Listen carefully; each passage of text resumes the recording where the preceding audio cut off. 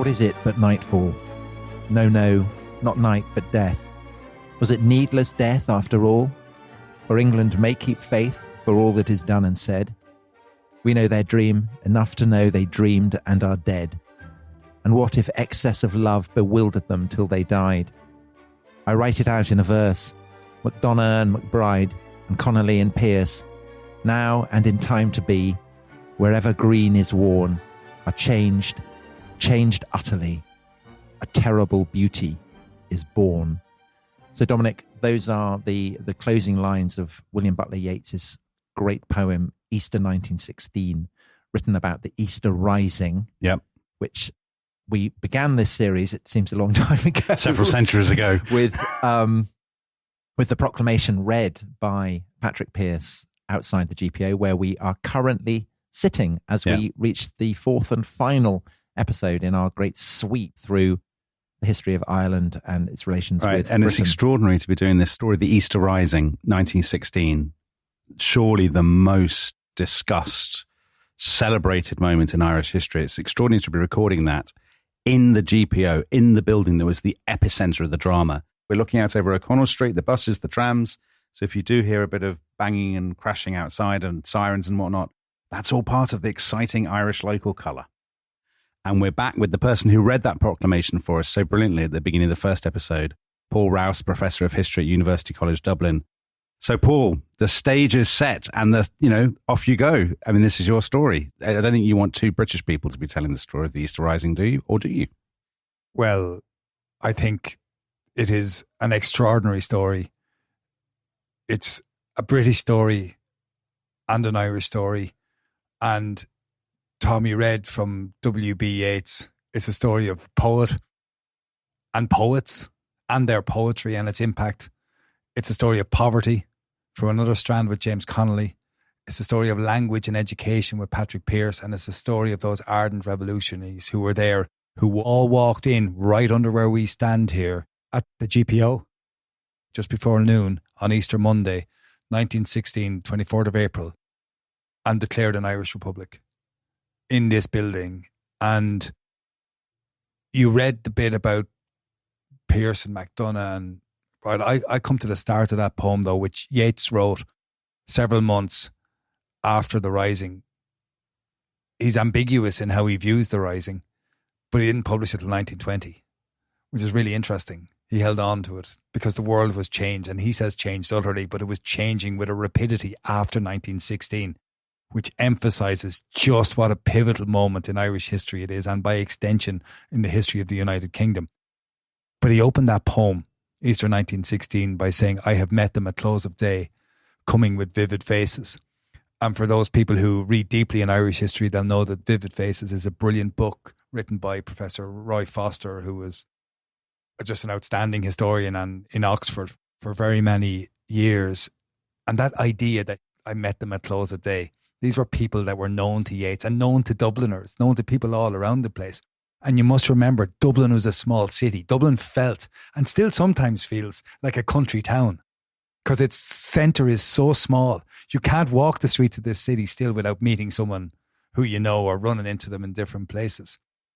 And Ireland is a small country, so even people who move up to the place are known, and there are connections, and it's networks of associations, but also of family and of schooling and of local loyalties remade in this city. And they're all across this period. So who are these people then? Who are the people who Yeats is eulogising and who take this fateful step in Easter 1916? Well, we can go through them one after the next in terms of the groups of people that were there. Right at the core of the story is the Irish Republican Brotherhood, who we last met back, founded after the famine in America and in England. They had flows of guns, flows of money coming from America. But the truth of it is, they had done nothing about revolution since 1867. They had sought to enter into politics and to be part of organisation. But they could not be considered to be successful. Indeed, they were mocked as a group of old people who really didn't do a whole pile. And if you look at one of their number, it was reconstituted in 1906, 1907. And it was a new generation took over the IRB. And one of them, to give you an idea of what they were like, one of them is Dennis McCullough. Dennis McCullough was brought into a pub in Belfast and sworn into the IRB. He was brought to the pub by his father. And he was it's a kind of secret organisation. Secret organisation, it's kind of like, revolution, like dedicated kind of to the overthrow. Yes, Freemasons. That's exactly it. And they're dedicated to the overthrow of British rule in Ireland. And by violent means, apparently. And McCullough in this pub was disgusted by what he saw. He saw a whole load of windbags who had no interest in doing anything. So he shipped them out one after the next, including his own father. When his own generation came in, the one person from the older generation who was central to it, though, was Tom Clark. So Tom Clark had been involved in a dynamiting campaign in the 1880s in England, was arrested, spent a lot of time in English prisons, came out around 1900, went to America for a few years, but in 1906 was living around the corner from here where he ran a tobacconist. And that tobacconist shop became a hub of revolution.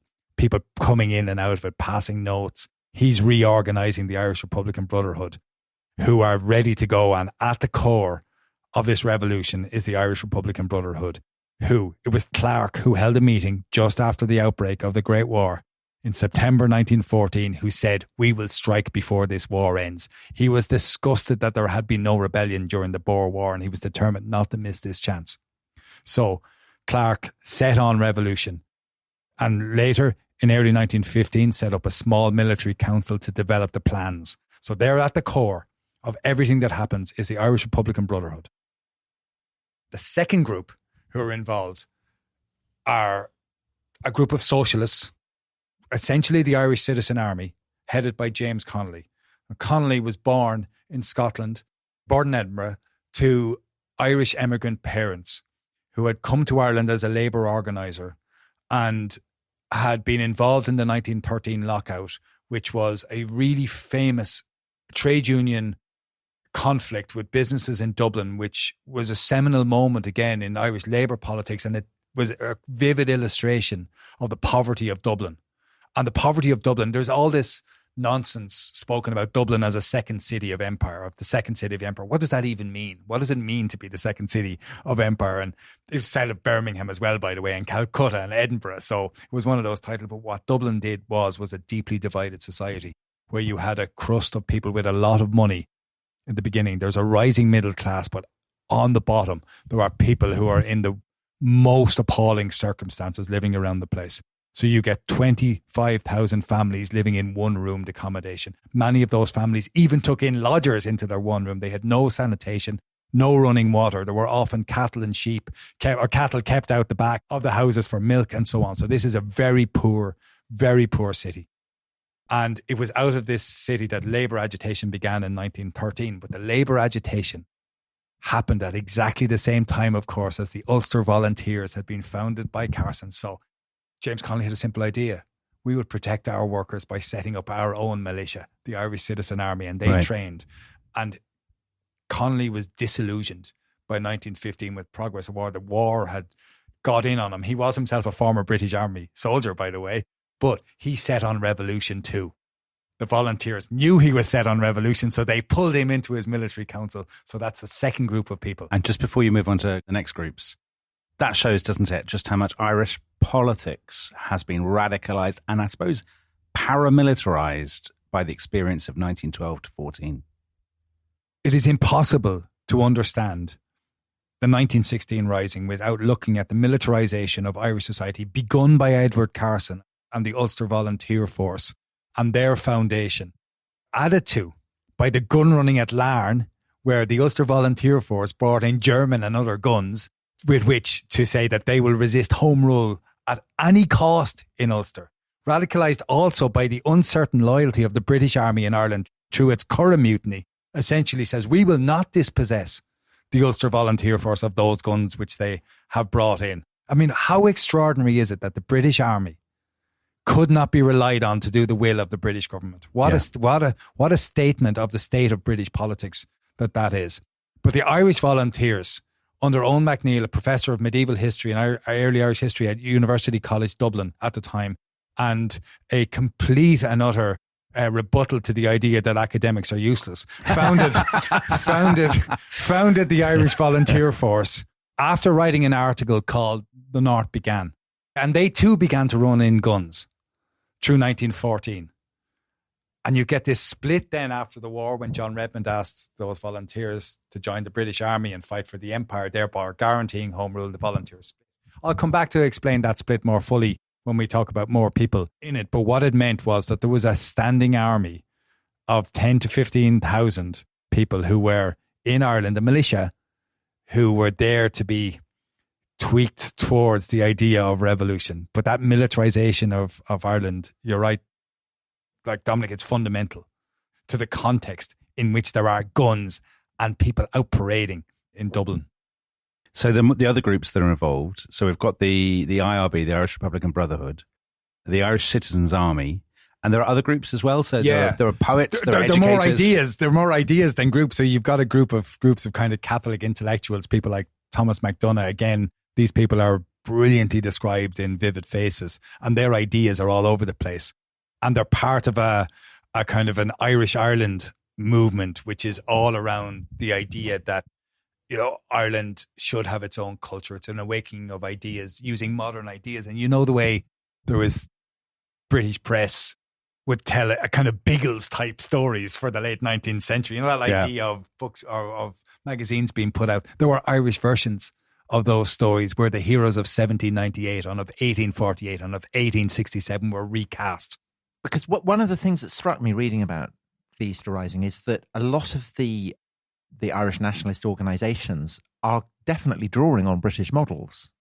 Even the Irish volunteers they're kind of doing drill like the British Army do. Their officers are kind of mimicking the style of British officers. Yeah, I mean, so, and that whole cult of kind of manliness, we did an episode on King Solomon's Mines a few weeks ago. This has been kind of Gaelicized, I suppose you would say. Yeah, they Gaelicized it by turning it on its head. So you have the English model of sport in Ireland. You have rugby and soccer and cricket, and formed in modern clubs around Ireland, but they fly the Union Jack. They have the Lord Lieutenant as their patron. So in the middle of the 1880s, a group of Irish nationalists, but people who were sports lovers, founded the Gaelic Athletic Association and resurrected the game of hurling, made a game which they called Gaelic football, took control of athletics and said, right, you choose English laws for sport or Irish laws for sport. Now, of course, the reality of people's lives are that people don't necessarily live like that. They want a little bit of this and a little bit of everything, really. But that's there. Those ideas are there in the background. It's English popular culture is everywhere.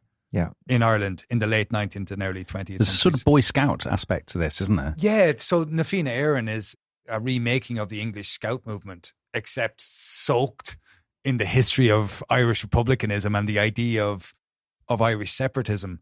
And loads of those guys walked into this building with Pearse in 1916.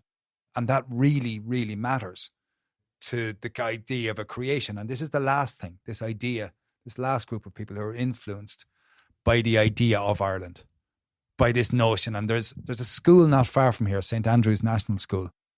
And the roll book for Easter week 1916 has no students in it because it says closed for the Poets' Revolution. And that tells you something. So where does poetry come into the revolution? I think poetry comes in three different ways. The first of it is this creation of the idea, the alternative to the British Empire. And this idea, this world of ideas, that there is an ancient Ireland remade through its history, that there is mythology through Cuchulainn and Na Fianna, which can be put there. And our antiquity, we were there before the British Empire was, we were there before they even... Before the Anglo-Saxons even pitched up. Yeah, we were here and we'll survive them. Yeah. We'll be fine. We'll go back to our ways. So that idea is there. So poetry matters for that. It helped create that. It matters too because there were poets who fought and died in the Rising or were executed after the Rising. Pearse wrote poetry. MacDonagh was a really well-regarded poet. James Connolly wrote poetry and plays and so on. This was a revolution of words and revolutionaries who used words all the time. And the third way it matters is the words of Yeats afterwards and the amount of, and the words that were written about it and how they told a very particular story of the revolution. And that can be seen in the accounts from the time and afterwards. So again, reading about this, again and again, scholars make this point. So Peter Hart described the entire Easter Rising as a unique example of insurrectionary abstract art, which I thought was kind of brilliant. What does he mean by that? My favourite book on the idea of this, and I commend it to everybody, it was recommended to me when I took a course on the Irish Revolution in 1989 by Professor Michael Laffin, called The Imagination of an Insurrection, written by an American philosopher called William Irwin Thompson. It is just the most magnificent exploration of the relationship between poetry and revolution and the human condition, and how those three things are not, they're all related and all intertwined. And there is a thing where people have taken selected writings from some of the people, notably Patrick Pearse from the Rising, and see it only as bloodlust. And they decontextualize it from the idea of war in Europe at the time and the stuff that was being written by the poets of the Great War and what they saw. And it was as if there was a death wish from some people that they saw it as theatre, that they didn't understand, that these were somehow woolly people who did not understand what war was. And that is entirely wrong, in my view. They went and planned this for a long time. You may argue that the plans turn out to be terrible and impossible, and that it did indeed become bloody protest rather than coup d'etat. You may argue that. But they struggled for a long time to plan for it. But this is the idea that Patrick Pearse in particular is associated with it, that they know that the revolution is going to be wiped out, that they will probably be killed, and so that they are kind of offering themselves up, the phrase is, as a blood sacrifice, modelled on the sacrifice of Christ on the cross. Yeah, it's kind of like the fact that it was Easter as well, and that it's kind of insurrection as resurrection, and that it's poetry and prayer, and it's all rubbed in together. But where I think that breaks down is the extent to which they sought to arm themselves from Germany. They sought to go. Why did Pearse go on speaking tours of America? Why did they try and raise money? Why did they import so many guns? Why did they spend more than a year planning? So they're planning from what point? From the moment the war breaks out, or from a few months They're into the war? talking about it from the moment. They decide the moment the war breaks out, but the military council really gets going in the spring of 1915. So Home Rule has been passed, but is being constantly pushed back, delayed. And is that because, is the reason they want to do an uprising because they think actually the British will always find a way not to give us Home Rule, or because they think Home Rule is just nowhere near enough, we want to push for more? So the view is that Home Rule is not enough, that because of the limitations to do with finance and on defence, that really it's anemic, and it doesn't amount to anything approaching independence. Right. Number one. Number two, the Home Rule was on the statute books, had been passed, signed off by the king, but it was now clear that there was going to be exclusion for at least 6 counties for a period of time, and clearly indefinitely, because a Tory government would come back in and, things will be changed and things will be moved on. Yeah. And there was that old adage of Irish republicanism, which ties in with the idea of Ireland being dangerous because of its links with France and Spain. But this is it recast in a different way. The gallant allies in Europe. We can use these people to get ourselves the guns that we need. We can't get enough through America in, but we can use the Germans to help us be freed. And that old adage of England's difficulty being Ireland's opportunity. Right. It's such a cliche, but it's a cliche for a reason. Why are the British not aware of what's going on? Because if all these guns are being collected and poets are writing manifestos, and yet it seems to take the British completely by surprise. John Dillon makes a speech in the spring of 1915 in Scotland. So John Dillon is the... I should explain that, yeah. So John Dillon, back in the spring of 1915, John Dillon, who's John Redmond's number 2 in the Irish Parliamentary Party, is making a speech in Scotland, and he says, listen, there's a load of talk at the moment about there's going to be a rising in Ireland in the next while. He says, they're not going to do that. Like Michael Fish with the report of the hurricane. The hurricane. It's not going to come, yeah. But they know people are talking about it, Patrick Pearse and whatnot, but they think these are just, it's like students in the pub talking about revolution. I mean, this will never happen. Is that basically a sort of condescending attitude almost? It is, but it's understandable in very many respects, and not least because of the militarization that we spoke about, because these Irish volunteers are actually up and down parading and have been for a couple of years. They're out on the streets. Right. And it's a familiar thing to see militias of men in military formation, marching up and down the streets and being called and going on manoeuvres. So it's easy to understand and to convince yourself that it's going to be fine. Another reason, of course, is that John Redmond, was telling Augustin Borel, the Chief Secretary for Ireland, and telling Dublin Castle and telling Wimber, they all knew, oh no, the worst thing you can do here is to move against these guys. Then you will cause revolution. Yeah, of course. I mean, that so often happens, right? Yes. So move against them, try to suppress them, and you will give them a cause. Yeah. And essentially, you can understand a lot of 1798 by understanding that approach. So it became British. It was the Commission of Inquiry after the Rising blamed Augustin Borel, and blamed Dublin Castle for their failures before the Rising. I think it's much more, it's not as clear as that. I think that's easy. It's an easy way to do it, but it doesn't hold water. So before we go to the break, Paul, and get into the actual story, the narrative, the character who more than anybody else embodies the spirit of the Easter Rising, we've mentioned him a couple of times, but we've never really explained him, is this guy, Patrick Pearse. So he's actually been missing. You know, when we did the Home Rule crisis and all that, his name never featured at all. I mean, I don't know. You said that everybody knew everybody in Dublin. But who is he? Is he a big figure?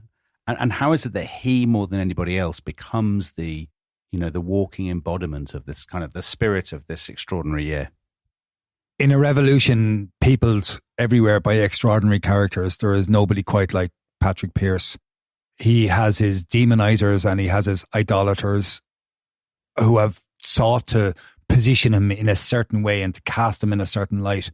And almost always they do disservice to the scale of the intellect that were there, the scale of achievements that were there outside the revolutionary sphere. So he was born to an English father who was... he was a Brummie, wasn't he? Yeah, and stonemason. And he went to university, studied English and Irish and French, qualified as a lawyer, went to the bar, but he was motivated most of all by Irish language revival and by involvement in the Gaelic League. He became editor of a newspaper called On Clive Sullish, which was the most important Irish language publication there. And he sought always to expand the boundaries. But it was education which motivated him more than anything else. He set up his own boys' school, St. Enda's, on the south side of Dublin, and added a girls' school to it because he was an absolute believer in equality between men and women. So he set up St. Eda's, which only lasted a while. The education in St. Enda's was Gaelic. The idea was that there should be education through bilingualism. And he went to Belgium and studied the methods that were used there, brought them back to Ireland and sought to kind of build a citizenship and an idea of intellectual journey which was around this.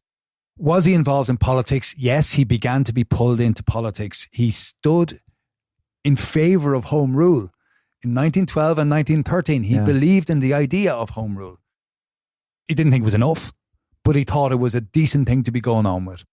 It was only later into 1914 that he really became radicalised onto the idea that there should be a revolution. Now, some people say it's because his school was failing and that he needed money and his life was kind of unravelling on him and that he had painted himself into the corner where he needed to make a dramatic statement.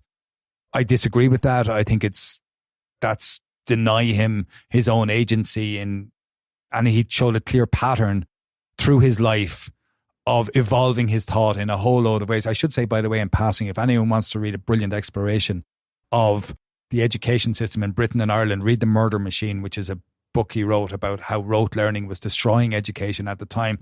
And he called for creativity and innovation and a child-centered approach to education way, way, way ahead of his time.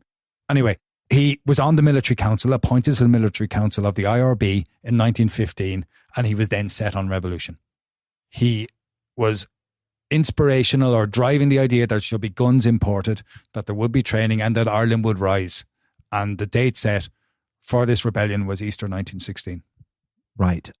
I think at this point we should take a break. And then, Paul, when we come back, you could take us through the events of Easter 1916.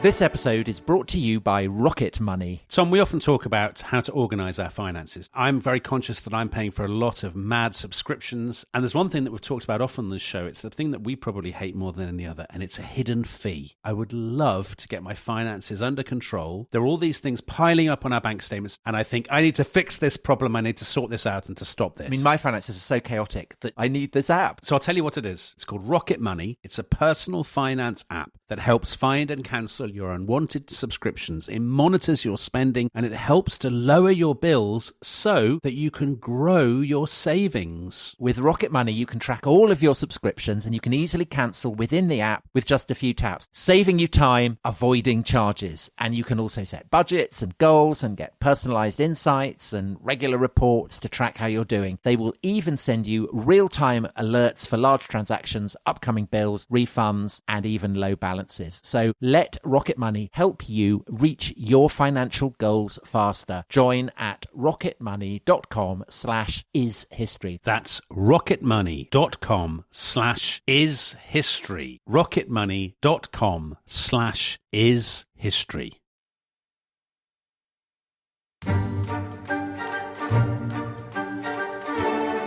Welcome back to The Rest is History. We are entering the final lap of this mighty Irish marathon.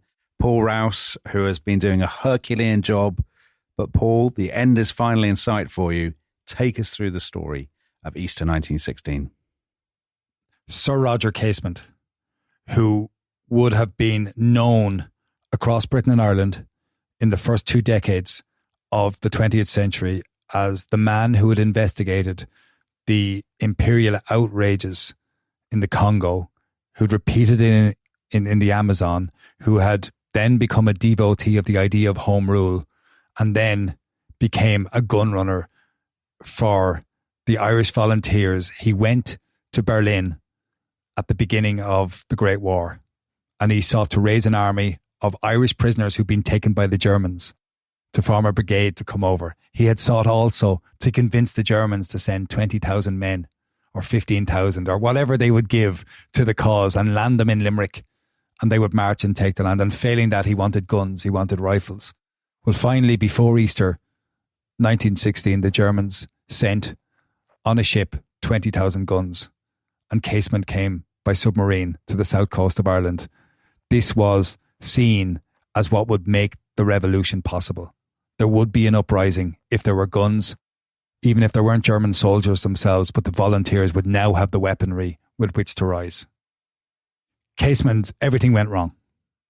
Casement ended up staggering onto the shore at Bannistrand in County Kerry, where he had capsized on the boat, an inflatable coming in. The ship on which the arms were being brought from Germany was intercepted, and the captain of it scuttled it before it went into Queenstown in Cork. The question was, what would the rebels do who had said they were going to rise? That's part of the story ended with Roger Casement being arrested and ultimately being imprisoned in the Tower of London. And after the rising, as we will see, he was hung in Pentonville prison in August 1916. By then, the whole situation in Ireland had been fundamentally changed, so he could at least say that he had played a part in the transformation of Ireland, though not in the manner in which he might have expected when he stepped off that submarine in April 1916. So that's all gone wrong. The question for the rebels, for Pearse and his pals who have been planning this, is do they go ahead anyway? And they do go ahead anyway. I mean, it's the amazing thing, isn't it?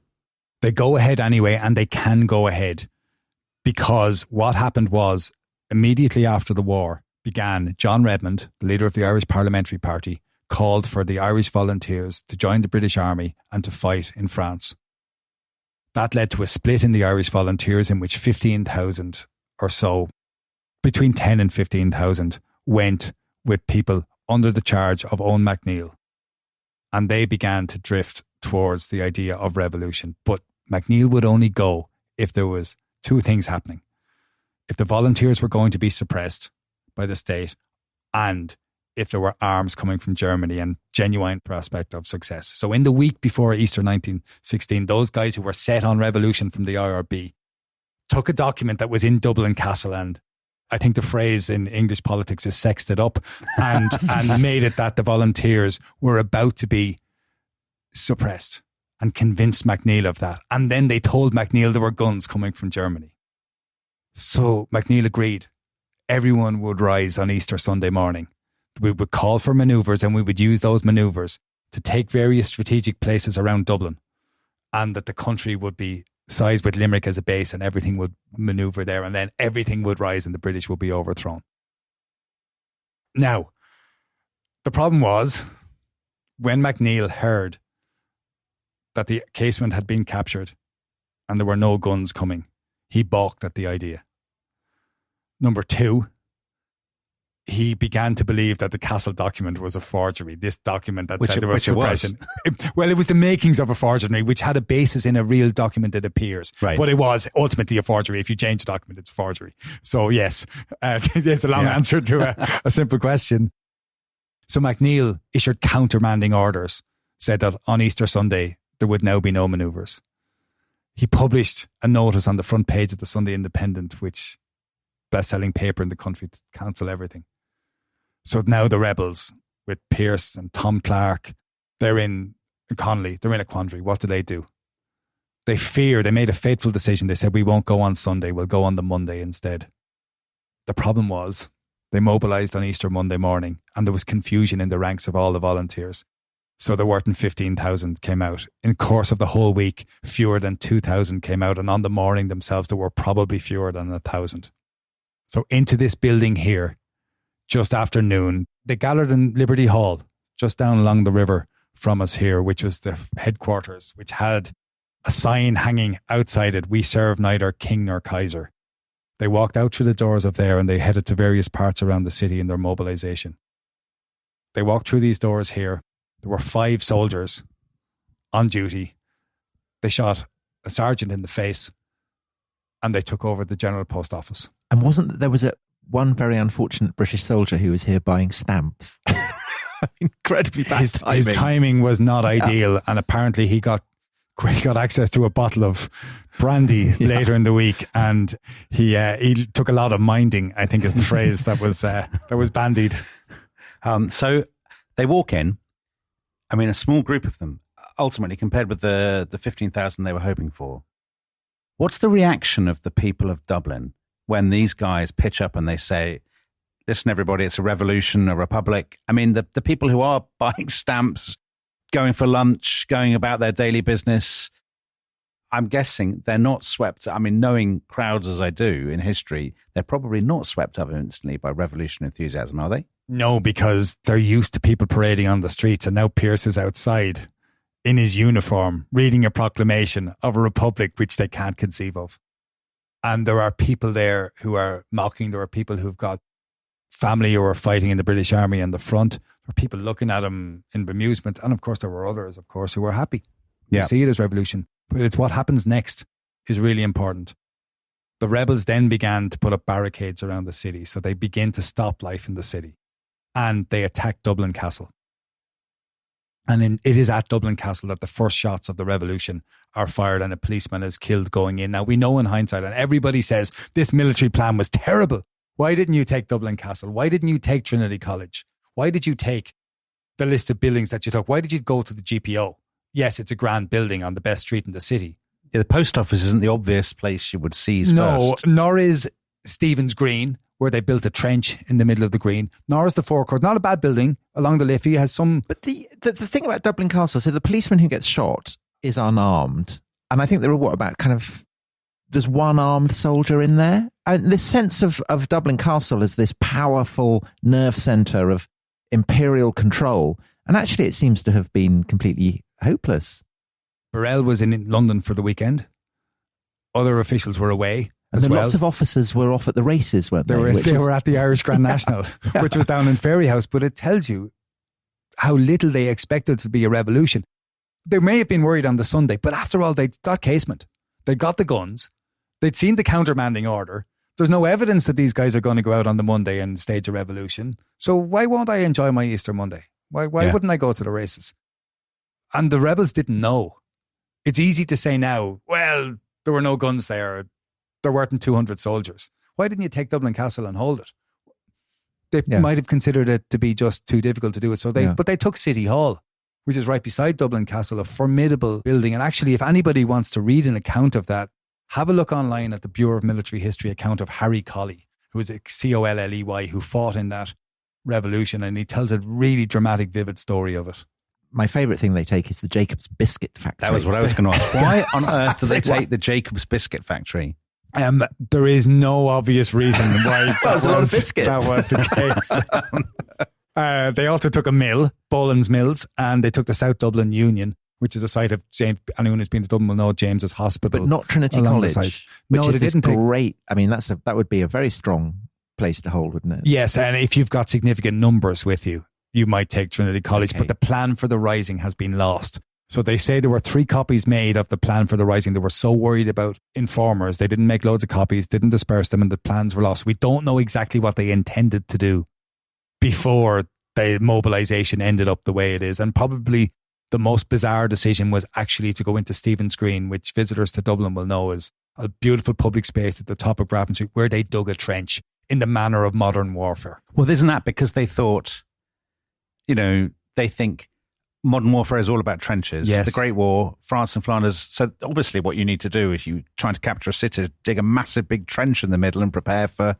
to repel attackers. Disappointingly, though, there are high buildings all around it which leaves you open, and it was an unmitigated disaster, and they withdrew it across Stephen's Green to the Royal College of Surgeons, where they stayed the rest of the week there.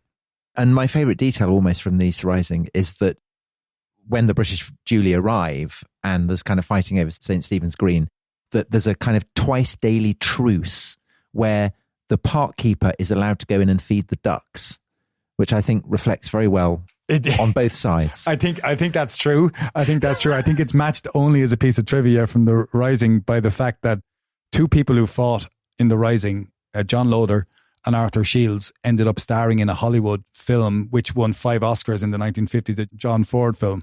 So that's the only thing that may match. But isn't there a bloke as well? His mum comes to take him home.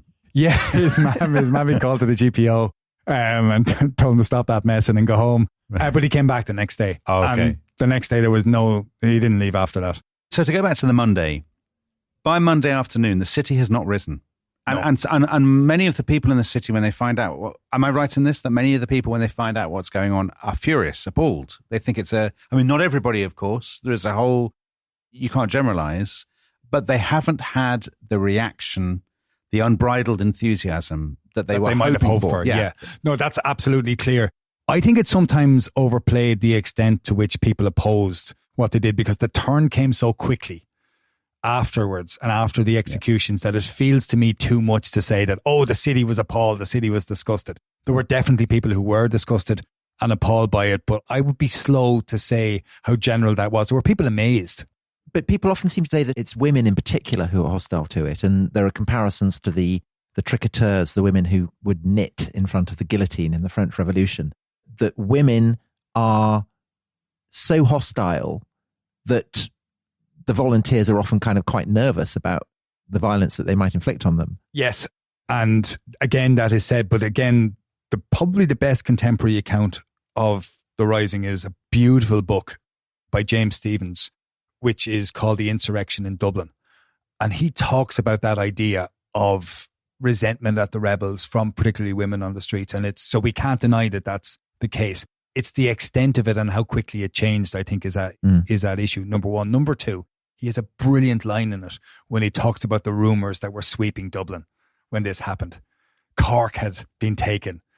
Munster was in rebel hands. The English were surrounded and in their barracks and couldn't leave. The country had risen. As he said himself, rumours were created and winged in the course of that week, and they spread through the city.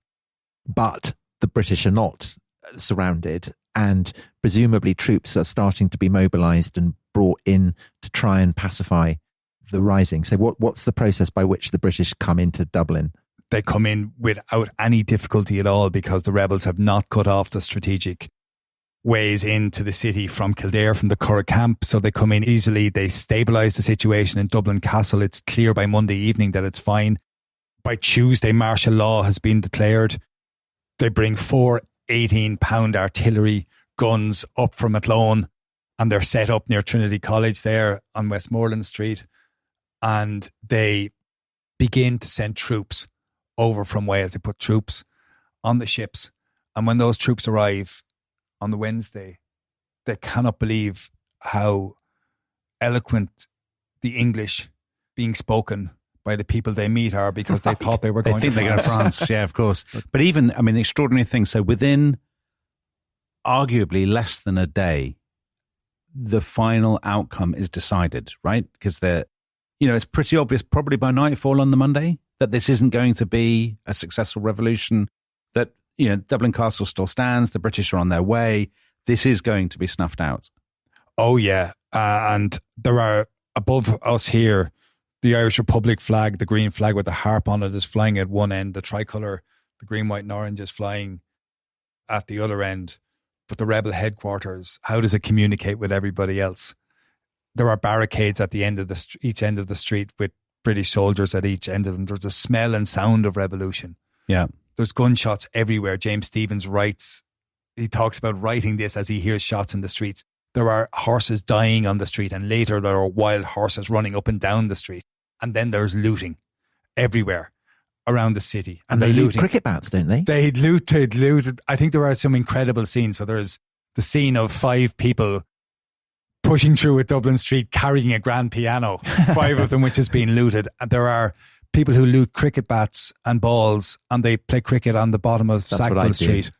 And there's a beautiful phrase and poignant and desperately sad one about which James Stephens writes about a group of children who've looted a sweet shop, and they get to taste things that they most likely have never tasted before and may never again in the rest of their lives. Almost all the people we've talked about, apart from Thomas talking about the crowds, have been men. But there are women involved in the Easter Rising too, aren't there? Yes, and they're extremely important to the Rising and to the idea of the Rising as well. And they run from somebody like Constance Markievicz, who was from the Gore Booth family, very Lissadell House, very familiar to Yeats. And she is a figure who was in Stephen's Green, was involved in the Irish Citizen Army.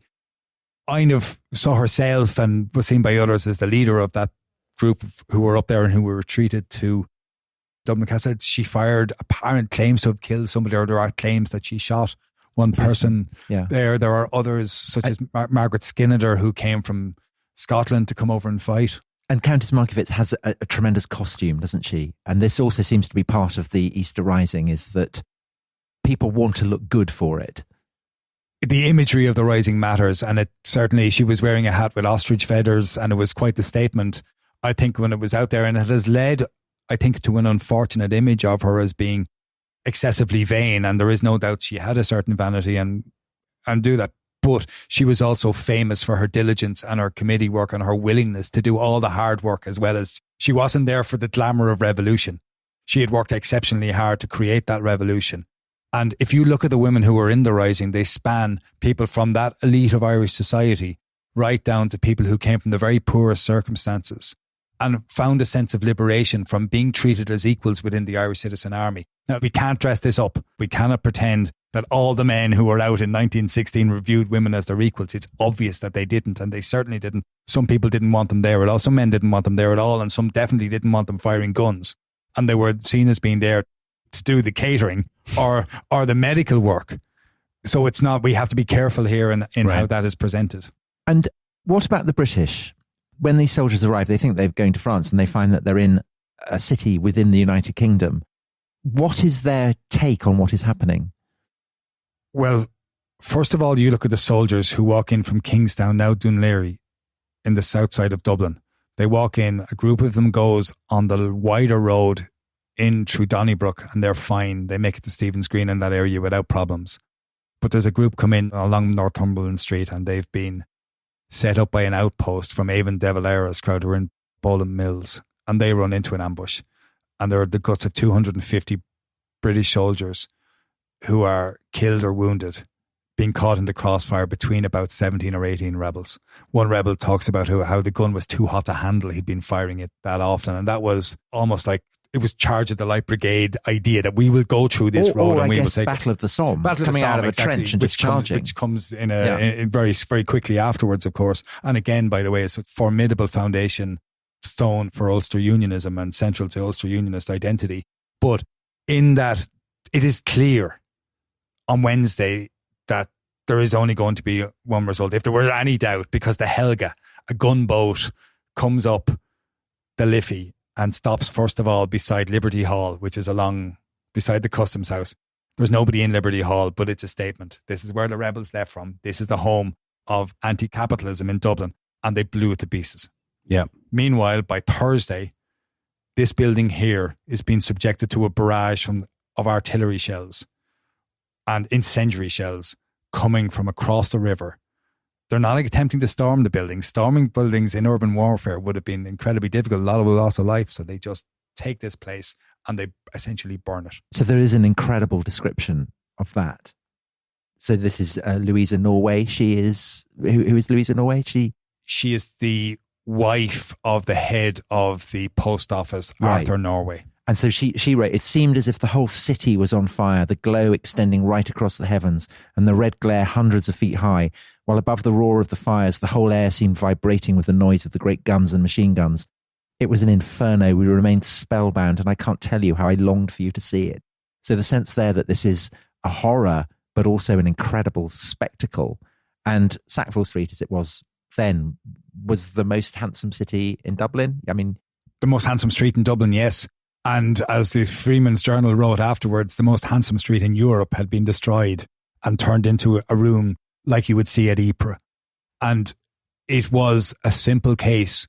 We look at the GPO, and this, for people who don't know it, there's a couple of 100 metres between the GPO and the Liffey. All of this was flattened. Everything was blown out of it. The rebels had to retreat back along there.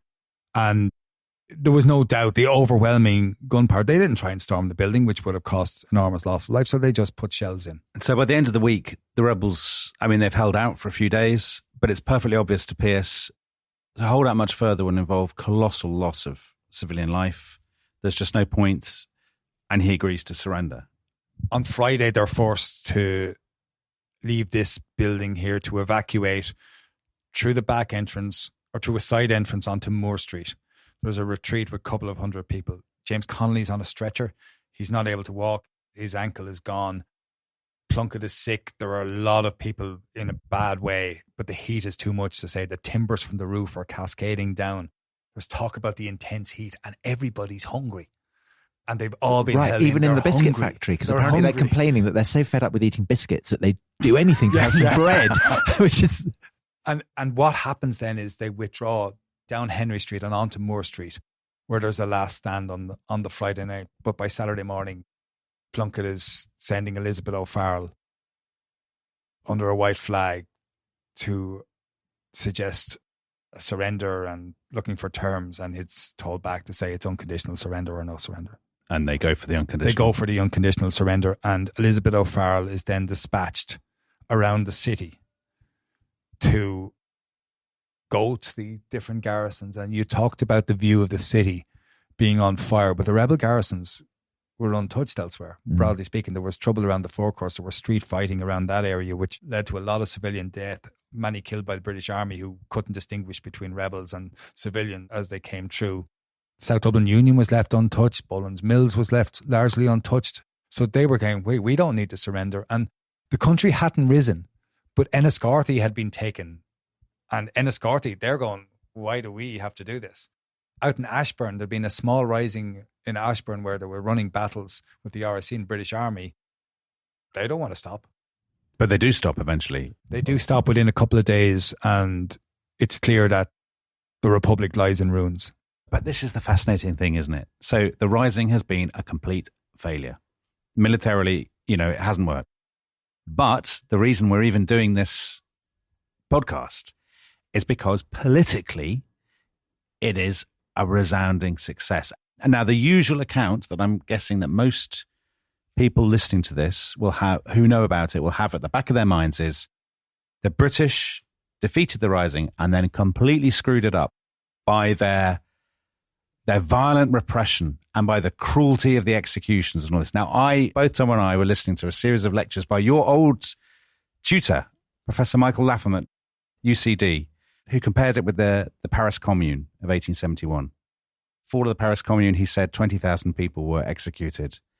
Is it 16 executed? Including casement. Including casement at the end of these. So in other words, actually, when you look at people repressing rebellions, well, the British don't execute loads of... But he also makes the point that this is seen as treachery and treason. In the middle of a world war. In the middle of a world war where Britain is facing a kind of deadly threat, that the rebels have sided with the Kaiser. But also, does he not also make the point? He says, for Asquith's government, it's completely and utterly inconceivable that they would say, chaps, that was poor form. Well, the centre of Dublin lies in 5 years prison, then you can come out and be rehabilitated. I mean, that's never going to happen, right?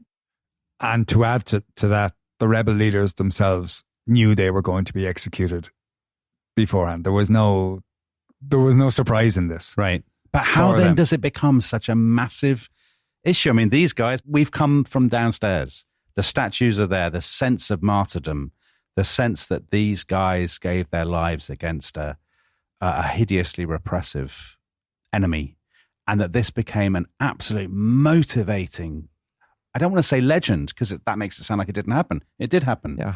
The extent to which it became... Changed utterly. A terrible beauty is born, as Yeats puts it. How did it then become, against the background of the slaughter in the trenches, how does it become this, dare I say, Tom, sacral story for Irish nationalism? Oh, it is a sacral story, and the answer is because of the executions.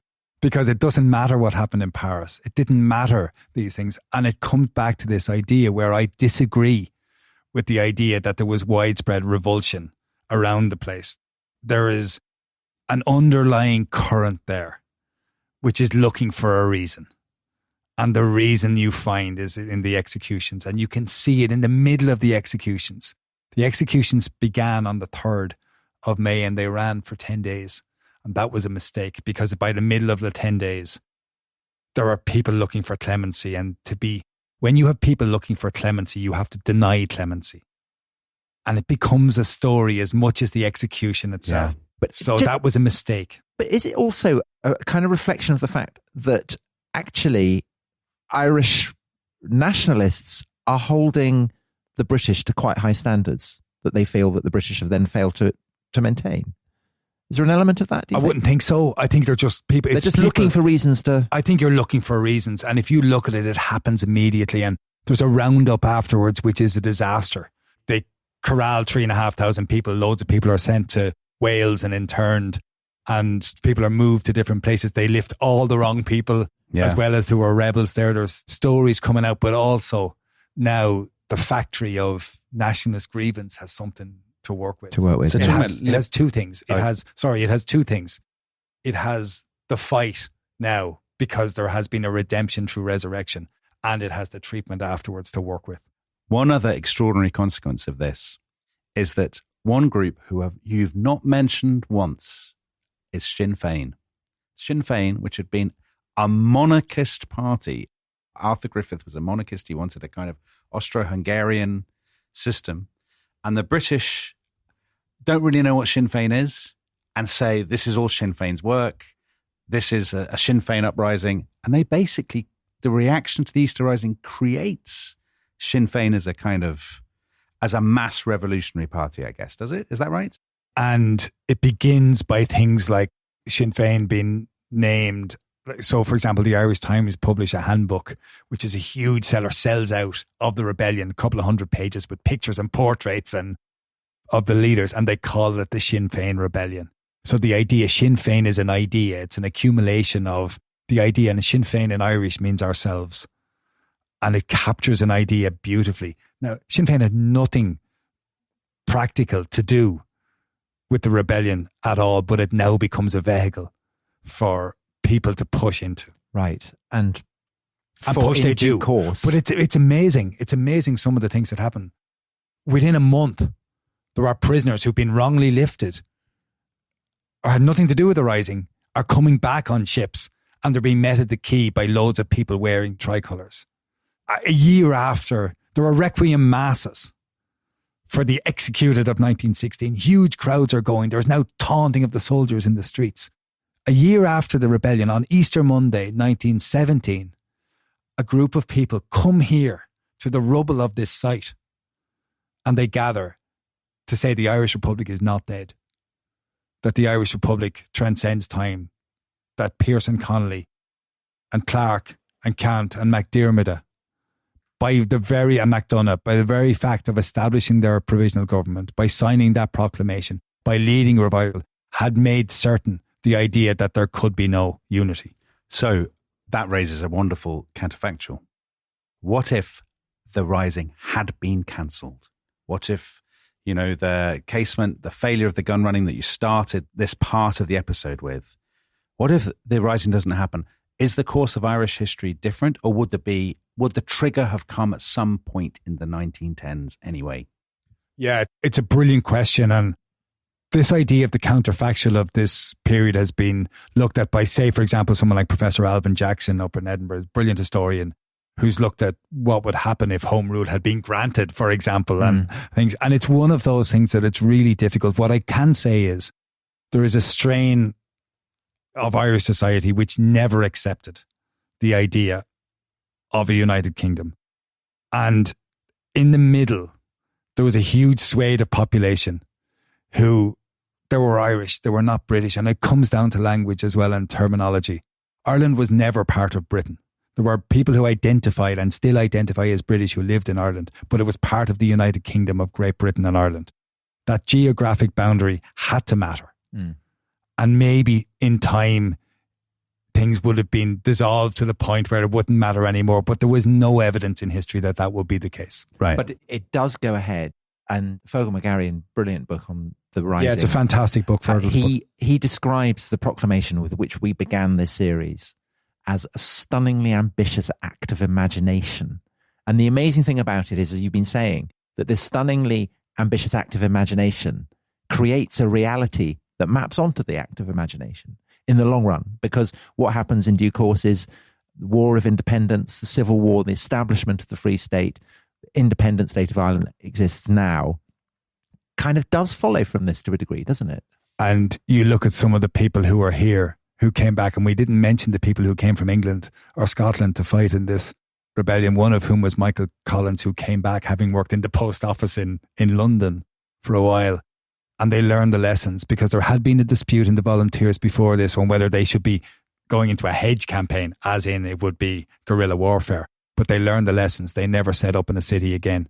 They go for guerrilla warfare. And it is the rebels who are from here. They build from this. And they build out into success, where the idea of anything less than ultimate independence will not be acceptable. But that is another story. Is it Tom, not? we will clearly have to return to Dublin at some future point to do the rest of the story, the War of Independence, the Civil War, Ireland in the 1920s, and so on. I know we also are going to do a series about the Troubles at some point, so more Irish history to come. And I hope Joyce. Tom's desperate to do Joyce, because Tom wants everybody to know, and this is really what this series has been about. This is the story we want people to take away, isn't it, Tom? That you once won a T-shirt and a James Joyce themed pub crawl quiz competition in Dublin. Yes, but I don't want that to be the note on which we end, Dominic. No, well, it won't be, because we should say a massive thank you to Paul Rouse, who has performed manfully. We've asked an awful lot of you, Paul, because basically your brief was to do all Irish history. So thank you so much, not just for your fantastic performance in the episode, but also for your tremendous hospitality here in Dublin. And we also did a live show, didn't we, last night, Tom? So we did. Thank you to everybody who came, to all our Irish listeners. And also thank you to Angus Lufty, who has provided this room looking out over what was Sackville Street, is now O'Connell Street. And here we are. I mean, what better place to have recorded this series than in the GPO itself? So thank you, Paul, and thank you to everybody for listening, and goodbye. Bye-bye. Goodbye.